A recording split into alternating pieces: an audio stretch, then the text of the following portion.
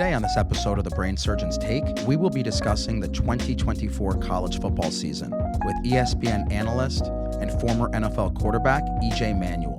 Get hyped for the upcoming season with one of the true experts in NCAA football. Looking ahead, who are the favorites? Who are the sleepers? What are the biggest rivalries? What are the most pivotal games? Who will win the Heisman? And what will the expanded 12-team playoff look like? Much more on this podcast episode. Welcome back, everyone. Here's my take on EJ Manuel. He is the perfect person to give us an accurate prediction of the 2024 college football season. As a former All-American at Florida State, first-round draft pick, and Buffalo Bills NFL quarterback, EJ understands the game from a player's perspective. In addition, as an experienced ESPN analyst, he recognizes the intricacies of the NCAA. This year will definitely be exciting, not only because of the increased parity in college football, but also the active transfer portal, NIL deals, restructured conferences, and of course, the expanded 12-team college football playoffs. I truly enjoyed catching up with EJ and getting his professional opinion on many of the big questions for the upcoming season. Who are the favorites to win it all? Who are the sleepers? What are the biggest rivalries? What are the most pivotal games? Who will win the Heisman? And of course, his prediction for the playoffs. Listen up as we discuss the 2024 college football season. Check it out. Yo, EJ, what up, brother? What's good, Rick? How you doing, man? I'm doing all right, man. Listen, super excited to have you on the podcast, coming from Ireland for the FSU game tomorrow. It's awesome to have you around to talk about the 2024 college football season. It's going to be an unreal year with all the new realignments, the college playoffs. So pumped to have your insight. Yeah, I appreciate it, man. Thank you for allowing me to join the pod again. It's my second time joining you here, and obviously always good to catch up and, talk about our kids and all those things going on, I guess, off the field or out of the operating room for yourself. So, yeah, it's cool. I will say, though, I love the jerseys behind you. What do we have there? Is that Argentina? These are all soccer jerseys. I got a little Lionel Messi. Okay. We have an official Netherlands jersey from the World Cup back in 2010. Very and nice. There's a Colombian jersey with their best player. I actually don't even know their name, but unfortunately. Okay. Is it James Rodriguez? I'm assuming it's probably James Rodriguez, right? Yeah, probably. Oh, yeah, so you're a soccer fan, I keep man. up. I keep up. Well, look, you said Messi's jersey. I see Komatar on the back of the jersey, so this is a Rick Komatar jersey. Those names are those names are kind of interchangeable. Kind of synonymous, right? Okay, makes sense. Fair enough. Same skill level, no doubt. Hey, look, you'll be the Lionel Messi of brain surgery. All right, we'll just keep it there with that. Yeah, I'll take it. Keep it there with that. Any day. Yes, sir. So let's just jump into it. What did you think about the opening AP top 25? Anything really stand out in your opinion? Well, I did like where Alabama was off the top of the head. I know they were top 10. And there's a lot of question marks around them because of Coach Saban retiring. And funny enough, I saw him today at FSU's practice. I was out there covering the game. He actually recruited me coming out of high school. So that was really cool to bump into him. But with Coach DeBoer taking over as their head coach, did I freeze up? Am I good? Was my connection okay? No, you're good right now. Right. It froze up, but you're good. All right, cool. Let me know if I need to switch it. I can get to a different connection. But it was good. I mean, I thought that part with them still being there, Coach DeBoer is going to be a great coach. If you can take a team from the Pac-12 last year to the championship, be a few plays away from potentially winning that thing. I understand Michigan was dominant, but, I think Alabama being right there, Florida State being at 10 was good. To be honest, I don't remember it verbatim. If there's any that stood out to you, I could probably jump on it, but off the top of the head, I can't remember everything. Biggest favorite in your opinion to win it all? I'm assuming Georgia, like every year. It's tough, man. I mean, I think there's probably 6 teams that I think have a good chance. Georgia's one of them. I'd say Ohio State is definitely in that conversation. Texas made it last year. Quinn Ewers is back at their quarterback. Coach Sarkisian has that program rolling. Bama, as I mentioned. Florida State will be in the mix. They definitely will be in the mix. I know they're top 10. Miami, I know they're not in the top 10, but they're in the top 25. I think the top 20, I want to say they were 19. So they'll have a shot. Ole Miss is a team that I would say now here on August 23rd to keep an eye on. Jackson Dart, their quarterback, is very, very good. Third year in Lane Kiffin's system. And Coach Kiffin did a great job in the transfer portal, too, of like locking in and getting some really talented guys to be added to that already deep wide receiver room. So I'm expecting a lot of points coming out of them. But to give a roundabout answer here, I'd say the favorite right now, before anybody's played, I'd have to go. Oh, that's tough. I'd say Ohio State with what they've done in the transfer portal. Ohio State has a good shot. Yeah, and we'll get into it later, but it sounds like Coach Day, is kind of a little bit on the hot seat with all that talent, and not having won a championship recently. So, Yeah, but let's let's dive into that a little bit though, yeah. because well, if you want to save it, we can. I know you said we'll get into it later, but Well, you know what? Let's dive into it. I mean, people talk about Coach Day being on the hot seat. Who, in your yeah, opinion, what coach is in the hottest seat this year? Is it him? nah, it's not Ryan Day. I think any program, if you asked, hey, would you guys prefer to go 11-1 for 3 consecutive seasons and not win a championship, or go, I don't know, 7-4 for 2 of those seasons and then win a championship 1 year out of that and then move on?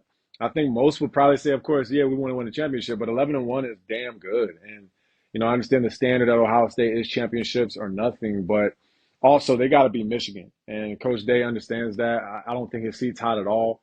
I think the athletic director understands what it is, and that's why they were so aggressive in the transfer portal like they were. But as far as the coach that I think has the hottest seat, or at least the most pressure, you know, I think Billy Napier at Florida, with the way UF's program has struggled, specifically last year, didn't win a lot of games, didn't make it to a bowl game. That's not what I'm used to as a Florida State Seminole, seeing from Florida. I'm sure that's not what you're used to as a Hurricane in Miami. Florida, you guys actually get the Gators in week 1. But I'd have to say that's a huge game for him, because there's going to be a momentum builder for the SEC and the ACC as well. That's a lot Yep. of traction between those two conferences in that matchup. And Miami's supposed to be one of the teams that can battle for the ACC championship. Florida's one of the teams that is not really expected to do much. And so I think Billy Napier will probably be the coach that comes up to me that has the hottest seat right now in August. Biggest sleeper program. You mentioned Ole Miss. They're not really a sleeper, but Yeah. is that your biggest sleeper pick? Hmm. Biggest sleeper. I'll say it, Miami. Look, Miami is loaded, man. They got the quarterback, of course, Cam Ward. Everyone knows about him, but they got a really good offensive line. Jalen Rivers, got a chance to meet him at the ACC kickoff. He's a big, big dude. Coach Cristobal is a former offensive lineman himself, and he's going to shore up that side of the ball and make sure his quarterback is protected at all costs. But once I saw Miami land Damian Martinez in the transfer portal, that's where I was like, okay, they're doing some stuff that can be really, really good and help this team not just get over the hump in the ACC, but also in the country. So if I had to give a sleeper pick that maybe people want to talk about, but they're not necessarily all in because they haven't seen them yet, I'd say it's Miami. I mean, people have always said the last like 6, 7, 8 years, Miami's back. And just because of the history of the program, but they have never lived up to that hype. So hopefully you're right. Hopefully Miami's back. And it would be great to see them return to national prominence like they did in the 80s and the 90s and the early 2000s. Yeah. Um, what are your thoughts on all the conference realignments and the impact on the sport? I mean, it went bonkers this past year. That's the most exciting thing I'm about with college football this season. And I'll be on Sports Center tomorrow morning before the game. And that's what I'm going to talk about, because when you look at the matchups that you're going to get Georgia versus Texas. You're going to get Ole Miss versus Oklahoma. You're going to get Ohio State versus USC, or Washington. You're going to get Florida State versus SMU, which is an up and coming young team and conference, or excuse me, young team and program under Rhett Lashlee, who was at Miami. Got a chance to watch them practice in Dallas.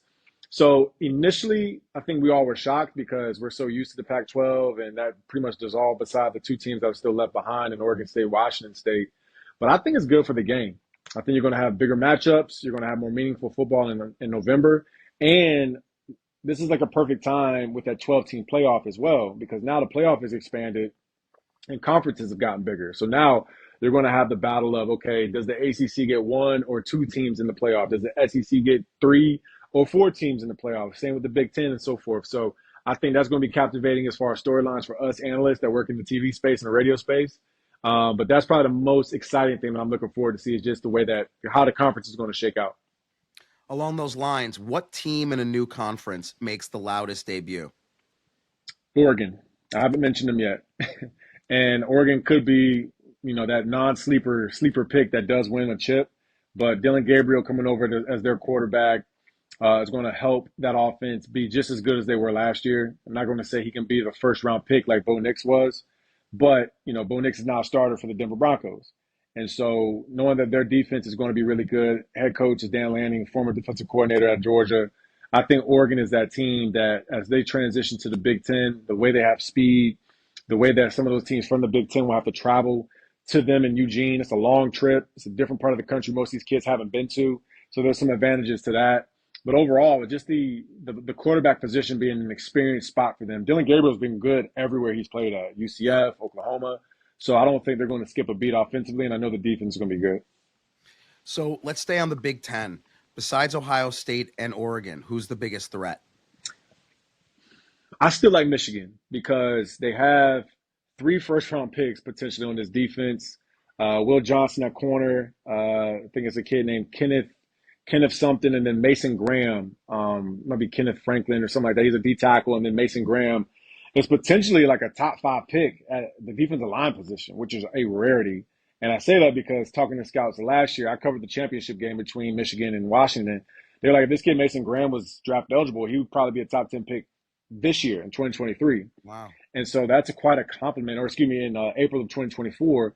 And so with that, defensively is going to help them. I know Coach Sharon Moore, I've got a chance to meet him. I know they got a bunch of allegations and stuff going on there with, off the field. And, I don't know how that's going to shake out because that's NCAA's thing to handle. But I do think Michigan still has a really good chance to, not necessarily repeat, but at least be still that team out of the Big Ten that can come out of there and get a college football playoff, even though new quarterback, new head coach, I don't think that's going to cause them any issues. SEC. So we all know Georgia, Texas, you mentioned. Who's the biggest threat to those two in the SEC?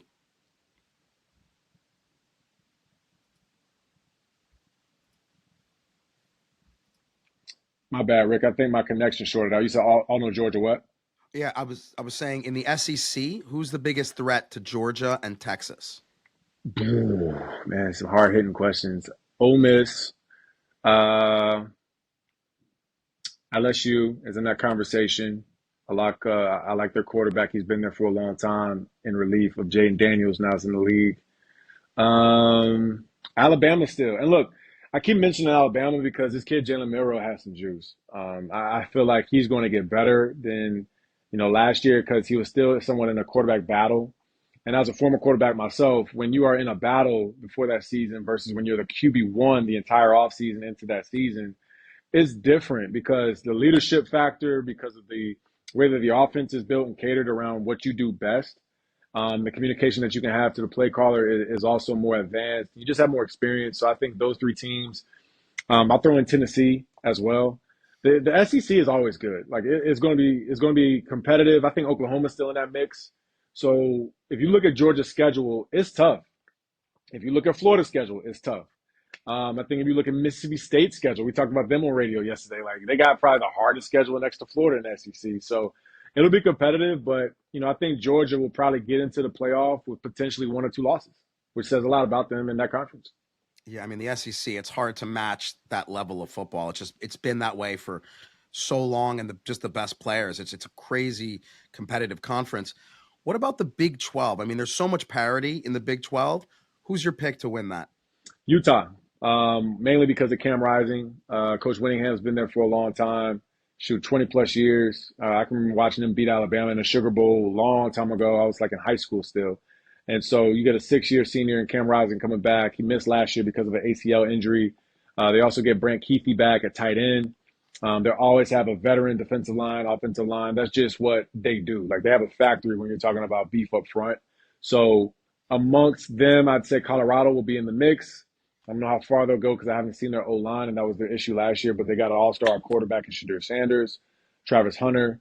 Oklahoma State will be in the mix as well because they're always it's like the old faithful, right? Like that's the team that I feel like is so consistently good in that conference. And maybe they don't always win championships, but they're always right there on the cusp. So I'd say Utah would be my pick from right now, based off not seeing any games. ACC, which has typically been dominated by Clemson for the last 10 years. Have they been passed? That's the big question. You got Florida State, Miami, you got NC State that's going to be really good. Has Clemson's era been passed? I won't say the era has been passed, but it's been met. I think Coach Novell has done an excellent job of implementing culture along with bringing in talent acquisition on a yearly basis, whether from the portal or from the high school ranks. Miami, you've already mentioned them. You mentioned NC State. Dave Doran's done an excellent job also of buy-in and the value of bringing in talented players that are redshirt seniors and guys who have played and kind of gone through the crap before. And now they want to finish up their careers at NC State. They got a quarterback in Grayson McCall, who is really, really good, three-time Sun Belt Player of the Year when he was at Coastal Carolina. So I won't say they've been passed because Clemson's going to be really good. They're still, I'd say, one of the standards in the ACC. Let's not forget about Virginia Tech. They returned like 84% of their production on offense and defense last year. Kyron Jones is their quarterback, and that's Coach Pry, who's now in year 3 there. So they're going to be much better. So I think teams have caught up to Clemson. I won't say as far as an era because the era is a body of work. And if you tell me that, similar to the Ohio State conversation with Coach Day and the success that they've had, last year was the first season that Clemson did not win double digits in the year. And that's like a 10 or 11 year streak, something crazy like that. Yeah. And so when you have that kind of dominance, you said 10 years, like it was since I was there. Like if we beat Clemson, we knew we had a chance to win the ACC. And the same for them. They beat us, they knew they had a chance. And so I think that's kind of where ACC is this year. But you mix in those other teams, Miami, Virginia Tech, SMU will be in that mix as well. So some teams have caught up to them because of the transfer portal. So many movements, like we talked about, all the different realignments. Currently, what is the biggest rivalry in college football? Ooh, there's a few, man. The biggest, I mean, name your top 3 because that's how. yeah, top 3, Alabama, Auburn off the top, Florida State, Miami, and Ohio State, Michigan. Those 3. Just very quickly, because you mentioned it, how hyped were you back in the day, Florida State, Miami? Man, it was one of those games. By the way, I'm 2-0 against the U. So anytime I started against Miami, we never lost. So I just want to get that straight. But those were games that I always thought 10, 20, 30 years down the road would be one that I knew I can brag about. And I knew that I could tell my grandkids or my kids, even when they're sports fans, that, hey, Dad won those games. Dad was a part of winning teams in those matchups. And I mean that in all respect to Miami because, growing up as a kid in Virginia, I was a fan of the U. I actually got recruited by them. Randy Shannon was the head coach. Came down for a visit to Coral Gables, and at the time the facilities weren't necessarily like where they are now. It's much better. Coach Chris Ball and Coach Rick, who I worked with, did a great job of donating and getting that thing up to snuff to kind of be compared to the rest of the country. But those were huge games, and as a Florida State student and player, it was like you didn't want to come back to campus after losing to them. And also, I live in South Florida. Like, you know that. Like, I walk around South Florida. My neighbors are Canes fans or Gator fans. And I like the fact that I can walk around with my head held high. Nobody can say anything crazy to me. And so it's that level of respect that I certainly have for Miami. And, I gave them my very best. And I'm glad that we were able to prevail with victories. Well, this year should be a great game. It's going to be a great one. What would you say this year coming up, top 3 most pivotal games on the schedule? Man, it's great questions, dude. Georgia, Texas, pivotal. That I think is in October. Out the gate, Clemson and Georgia also will be very pivotal because I think that will do 2 things. It's going to set up who Clemson is this year, and it's also going to potentially shake up and gain some real respect for the ACC, which I feel like every week or every game, if you get crossover games between ACC and SEC or ACC Big Ten, and so forth, it's the narrative. And I work in the national space and also work for a conference network. I know what the narrative is nationally around that conference. And so those games are really big. And the third one, yeah, I'd say Ohio State, Michigan is still going to be king. Yeah, it's still going to be King just because those two teams will still be battling for not only just a Big Ten berth, because whoever does win those conference championships, they get an automatic bid. But then also you want to be able to get into that 5 through 12 number because there's going to be a group of five champion that gets in and potentially an independent like Notre Dame that can take two spots right there. So it's going to be slim pickings for some other conferences. How does Alabama do this year without Saban? I think they do well. I think any Alabama fan that's expecting it to be the same, I don't think anyone's going to assume that because Coach DeBoer is Coach DeBoer and Nick Saban is Nick Saban. But if you look at the track record of Coach DeBoer, he's won everywhere he's been. At every single level of college football, and even I believe high school football, he was a coach there. So I think they'll do well. They still have the pick of the litter of talent. I mentioned Jalen Milroe before. Defensive line is going to be solid. They got a good front seven. They did lose a couple pieces to the portal, but it's Alabama. I think that standard and that culture has been set in stone by Coach Saban. And now he's passed the torch on to Coach DeBoer, and I don't see him slowing down at all. Crazy legacy. I mean, we can have a whole podcast about how ridiculous Saban's legacy is there. Yeah. But now that he's gone, if you have to pick one coach, who's the best coach currently in the country? Man, that's such a bull and fraud question because coaching to me is not just about how many wins you get. You think about Kirby Smart, who's won championships and been the standard. Think I'll go with Mike Norvell because he literally turned a program that is a blue blood that was literally losing to Jacksonville State a few years ago, and now they go 13-0 as a conference champion last year, and they miss out on the playoff. It is what it is. It doesn't happen well against Georgia because none of the players played. But I'd have to say the job that he's done in a 4 or 5 year span, I forget which one it is, I think it's pretty remarkable. So he would be my go-to as far as like best coaches right now. And there's a bunch of great ones, truly like great, not good ones, great ones. But I think the job that Mike Norvell has done with the circumstances around him is pretty astounding. I would also say the way he handled getting snubbed last year from the playoffs as a coach, I thought was amazing, right? Because you can imagine how devastated these young kids are. They're not mature enough to really understand.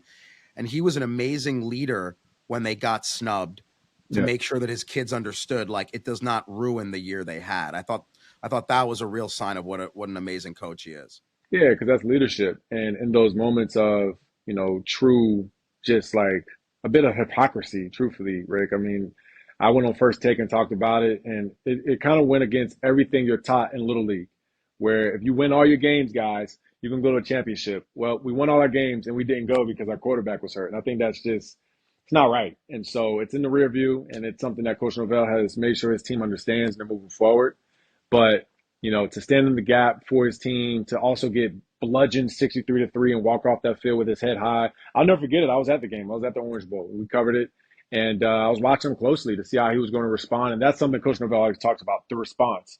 You can't necessarily control what happens to you, but you can control how you respond to it. And I think that goes for not just football, but for everything in life too. I was going to say, how do you think Florida State responds this year? Do you think they come out all guns blazing? It's a new team. They bring back 56% of the production from last year. They still have a ton of pieces to have a great season. I think they're going to be fighting for the ACC championship when we get to December. I don't know where they are national caliber wise because I've seen them practice 3 times, but I haven't necessarily seen them in game action. But I do think they come out very aggressively. I think they're going to have a lot of young, talented players who were sophomores last year who are now juniors and maybe even juniors now that are seniors that are able to really pick up, from where they left off last season to this season. So, the big question mark, of course, is how is DJU going to play as their quarterback? I think he's going to do excellent because I know Coach Norvell is going to call a game plan and set up an offense that fits exactly what DJ does well, which is throw the ball vertically down the field. He's a big guy. He can help you in the zone read game, RPO, run quarterback power between the tackles. So they're going to be fine. They're going to find ways to win, and that's the other part that nobody necessarily mentions. Everybody gets enamored with the big blowouts. But how about, the 3rd and 7? How do they navigate that? How about getting off the field on 3rd down? How about getting a field goal block against LSU 2 years ago to help them win the game? These are little small nuances that football people get, and I think we value it at a high clip. Top 3 Heisman candidates, and who do you pick winning? Carson Beck, Luther Burden, receiver at Missouri, and then Carson Beck, quarterback at Georgia. And the third, I'll put Jalen Milroe at Alabama. I think he's just going to put up crazy numbers. And I think his passing skills are going to be even better than they were last year. And out of those three, I'd say Carson Beck probably wins the Heisman. Love it. Let's get into the playoffs. The first year that they've had an expanded playoff with 12 teams, it's going to be super exciting. Give us your 12-team prediction of who gets in. Man, don't hold me to this because I haven't seen anybody play. And if you ask me this in a month, I'd probably change it. And by the way, today is August 23rd for those watching. I have not seen the team play, so nobody come at me about this. One, I will say Georgia. I think Georgia goes wire to wire and stays number one team in the country. I think they also can win the SEC. Two, let's go Ohio State. Three, let's go Florida State as an ACC champ. Four, let's go Utah as a Big 12 champ. Five, I'll say five.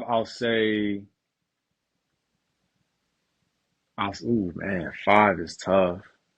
Because you got to think about this. You got four that get in as automatic qualifiers. Man, this is hard. Five. Who did I say from the SEC? So five, I said Georgia. So five, Let's go Ole Miss. Six, give me Miami. Seven, give me Notre Dame. Eight, give me Boise State as a group of five champ that gets in. Then nine, we'll start to trickle down here, and I'll go Oregon. And then 10. I didn't hear Texas yet. You got no Texas? Yeah, I'll say Texas though. 10, let's go Ole Miss. 11, let's go Texas, and then 12, let's go Clemson. Love it. That's a great list. Now, from that, who's your Final Four? Georgia will be in the Final Four. I think Oregon will be in the Final Four. Florida State can be in that Final Four. And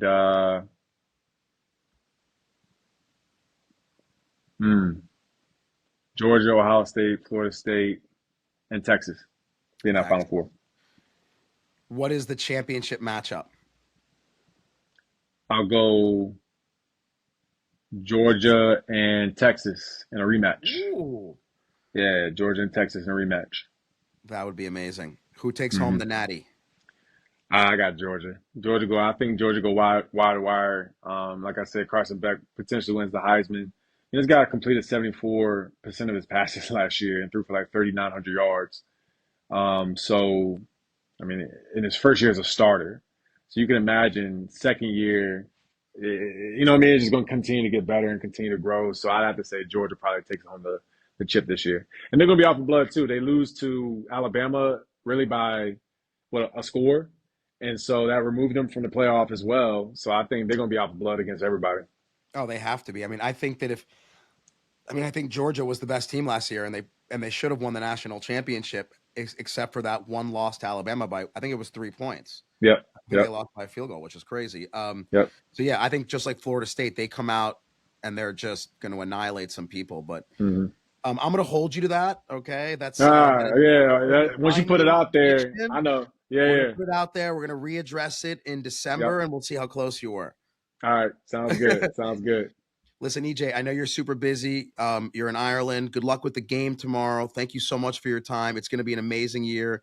And like you said, let's hook up, once you're back and get the families together. And it's always great seeing you, my friend. Yeah, likewise, man. For real, I appreciate everything you're doing. Keep putting out this good content. I love the crossover between what you do in medicine and then getting us athletes and commentators to come on and join you. So I'm always here if you need anything from me, as you've always been for me. Appreciate all that you've done for my family, and it's gonna be a great football season. And in all seriousness, I am hoping that the U backs up all the good things I've said about them. Okay, because it's better in college football when they're good. You know, you can talk about Michigan, Florida State, Bama, all this, but when the Canes are good, there's just something about those games down in Miami, truthfully. You know what I mean? I know you and I both live there, but when they're relevant in college football, it's a completely different space for all of us as analysts that cover it. So I'm hoping that they have a good season.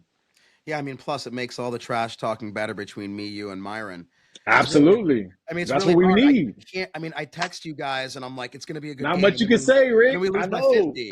Yeah, it's like, hey, Rick, where you at? You know what I mean? You kind of quiet Yeah, over there. I mean, I send that initial text to you and Myron, I and then I know. very quickly drop It's off like, after the first quarter. can I unsend that? Right? Can I undo that? Yeah. Block sender, block sender. Right, That's what I right, do. right, right. It's all good So, though, man. Appreciate you. all right, dude. Take care and Yes, safe sir. travels. We'll see you soon. All right, Rick. You too, man. Be good. Later, bro. All right.